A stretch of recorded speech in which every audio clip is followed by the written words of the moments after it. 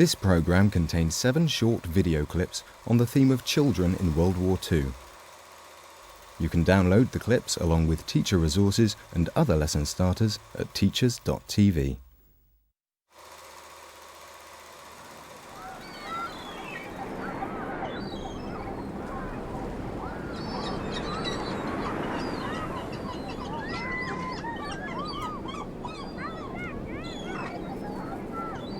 I am speaking to you from the Cabinet Room at 10 Downing Street.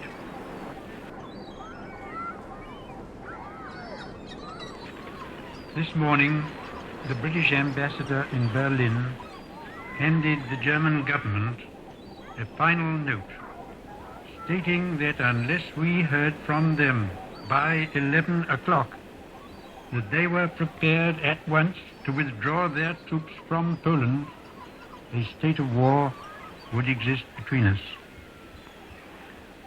I have to tell you now that no such undertaking has been received, and that consequently this country is at war with Germany.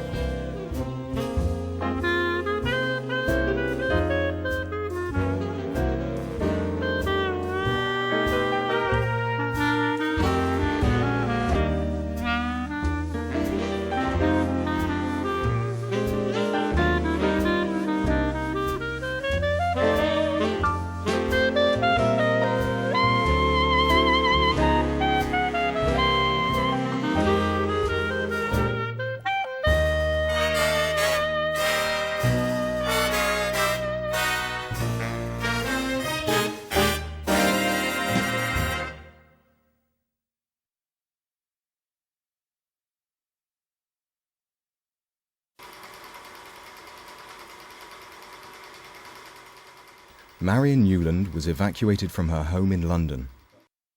She was just 7 years old. We were sent to a hall where people came to pick us. I was standing there in the line, very miserable, and Mrs. Powell picked me, who was the billeting officer.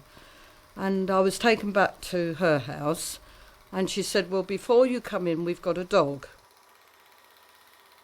Now, I hadn't been used to a dog, so she said, "But if you give him a piece of chocolate, then he will be your friend for life." So gingerly I put out the piece of chocolate and Rex took it, and after that we were the best of pals.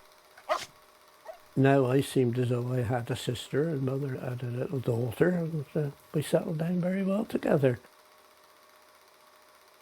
Mother used to take her shopping. She was lovely. I used to sit on her lap and she'd give me a cuddle, and she used to say, "You're too affectionate," but perhaps that's what I was craving for from being away from home. I can remember crying in bed and crying for my nanny and my granddad and my mum and dad. I had to leave and I was called up into the Royal Signals. I think it helped Mother to have Marion there, because Mother had someone else there to comfort her and be comforted by.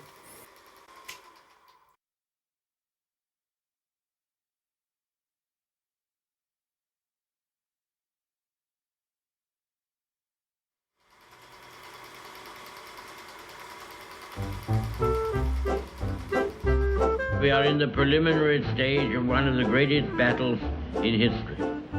We were just exuberant because we thought it was fun. You know, lights going off, aircraft going over and little big bangs suddenly. To boys, that's fun. And if you're born into it, that's all you know. We have before us an ordeal of the most grievous kind. We have before us many, many long months of struggle and of suffering. At school, they did a gas mask practice, yeah. She used to go, right, put your gas mask on, and then they keep you on there for a couple of minutes, then take your gas mask off, put them in the box, and you put them in the box. Then, of course, there was the air raid shelters.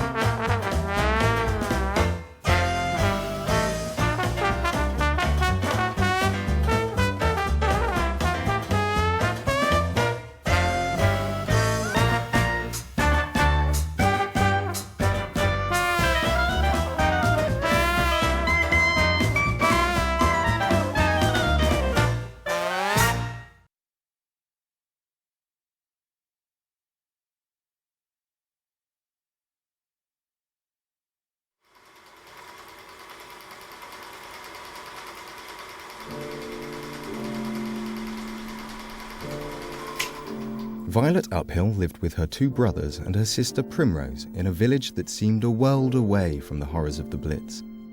Then one day, Primrose became anxious.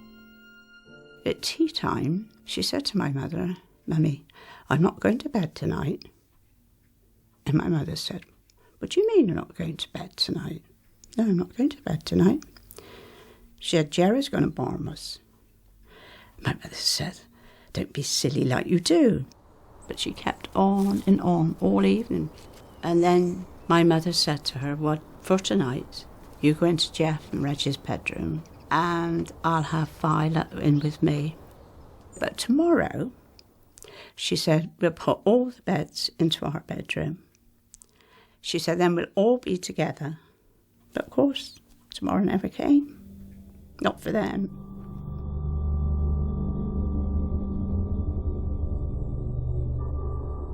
Bombs hit us. My mother and I never had a scratch on us. Not a scratch. Geoffrey was killed instantly. And then Reggie, he was killed instantly. They got Primrose out, but as soon as they got her into the ambulance, she was dead.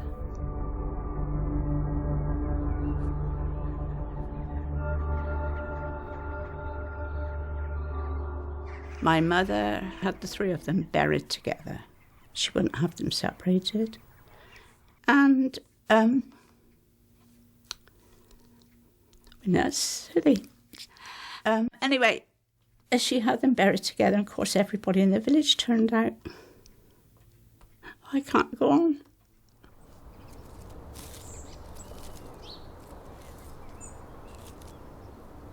I do sometimes wonder what my life would have been like if I'd had brothers and sisters. It's just, you've had an awful experience, but you just get on with life, don't you? You know, that's how I look at it anyway.